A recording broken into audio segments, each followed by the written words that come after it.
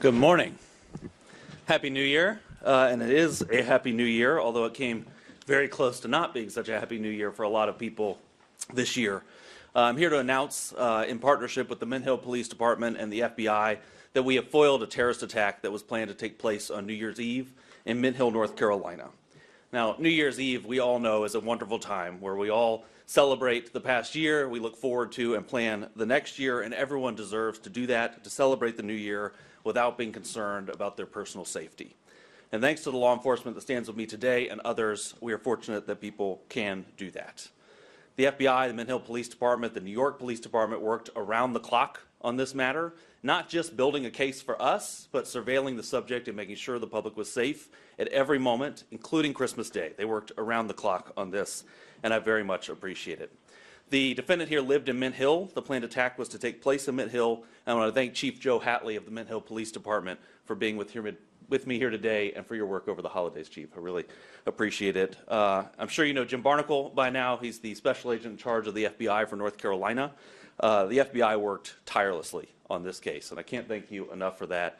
FBI agents spent their Christmas Day surveilling a subject so that families in Charlotte and Mint Hill and Western North Carolina could spend their day celebrating with their families, and I'm very thankful for that.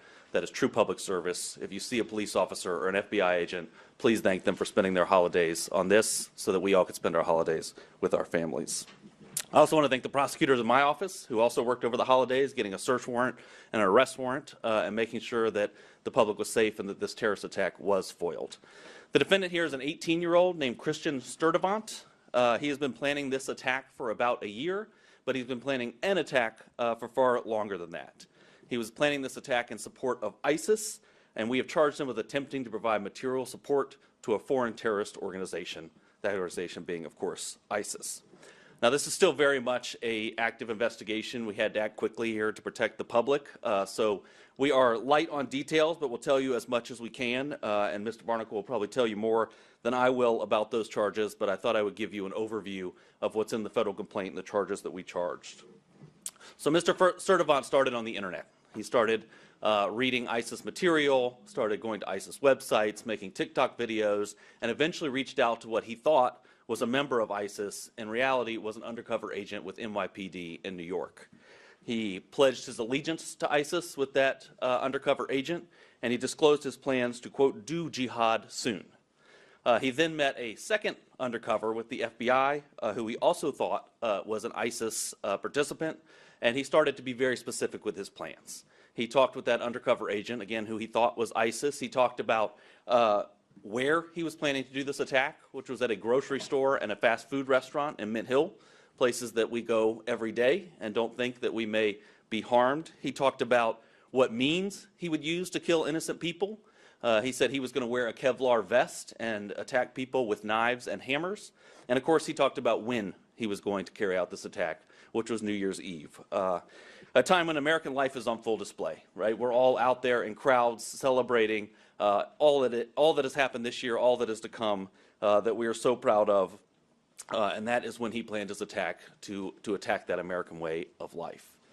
The FBI executed a search warrant at his home, and they found the instrumentalities of the attack. They found hammers and knives hidden under his bed. They found notes where he planned his attack and detailed his attack and plans for how he was going to carry out this attack. It was a very well-planned, thoughtful attack that he had planned and that was fortunately foiled here. He was preparing for jihad, and innocent people were going to die. And we were very, very fortunate they did not. But the fact that along the way, in this extensive planning of this attack, he encountered not one, but two undercover officers should make the public feel very, very good and very safe. Because law enforcement is out there every day, and we know they have a lot to do. But they have people out there making sure that as people plan these terrorist attacks, they have stops so they find it. And they did find it here. And on Christmas, while we were all opening presents, they were sitting in a driveway making sure that the public was safe. And we're very, very appreciative of that.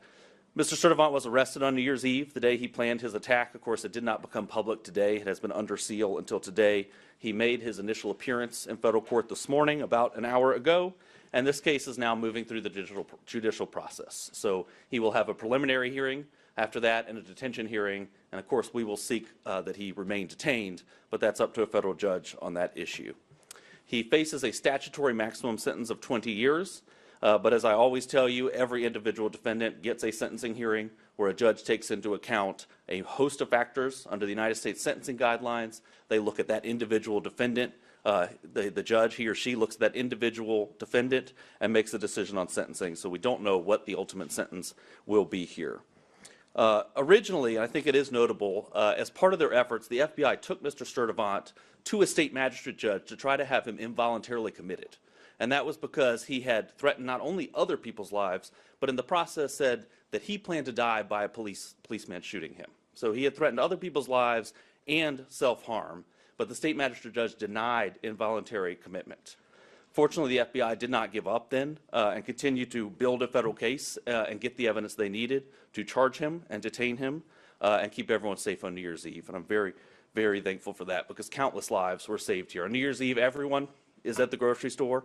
We're all buying the things we need to celebrate, and we could have had a significant, significant loss of life and significant injury here. So we will be here at the federal level dedicated to making sure the public is safe like we were in this case. And I know that there's a lot that goes on behind the scenes that's never public for investigative reasons, and it's very it brings me satisfaction to be able to tell the public what law enforcement is doing when you don't know it and what's going on behind the scenes to keep everyone safe. So with that, I will turn it over to Special Agent in Charge Barnacle, who could tell you a little bit more about the details.